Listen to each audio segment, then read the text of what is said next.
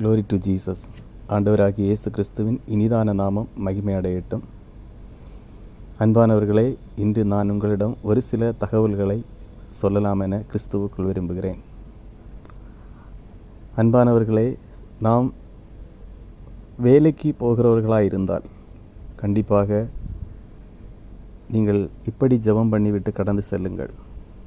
ஏசப்பா, நான் வேலைக்கு செல்லும் நிறுவனம் என் மூலம் ஆசீர்வதிக்கப்பட வேண்டும். எனக்கு வேலை தந்த நபர் என் மூலம் ஆசீர்வதிக்கப்பட வேண்டும். அங்கு வேலை பார்க்கிற அனைவரிடத்திலும் தயவுடைக்கட்டும், வேலை தந்தவரிடத்திலும் கிடைக்க வேண்டும் என்று ஜெபம் பண்ணிவிட்டு கடந்து செல்லுங்கள். நாம் கண்டிப்பாக நமக்கு வேலை தந்தவர்களுக்கு நாம் ஆசீர்வாதமாக இருக்க வேண்டும். நம் மூலம் அந்த நிறுவனம் வளர வேண்டும், அல்லது அந்த வேலை தந்த நபருடைய தொழில் வளர வேண்டும். அவர் கண்டிப்பாக ஆசீர்வாதமாக இருக்க வேண்டும். அப்படி இருந்தால்தான் நாமும் ஆசீர்வதிக்கப்படுவோம். அதேபோல் எந்த விதத்திலும் நமக்கு வேலை தந்த நபரை பற்றி மற்றவரிடம் குறைகளை கூற வேண்டாம். அந்த நிறுவனத்தை பற்றியும் நீங்கள் குறை கூற வேண்டாம். அவருக்காக எப்போதுமே நீங்கள் ஜெபம் பண்ணுங்கள்.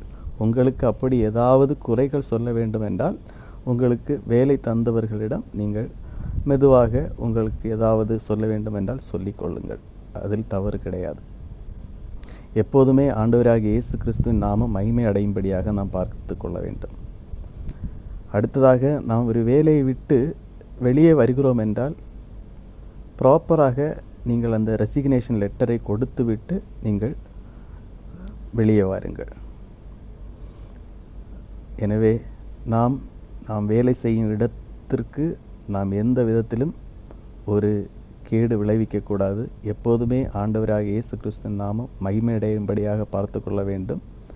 இது நமக்கு ஒரு எதிர்காலத்தில் ஒரு தொழில் துவங்குவதற்கு அது காரணமாக அமையலாம், இப்படி நாம் உண்மையாக வேலை பார்த்தால்.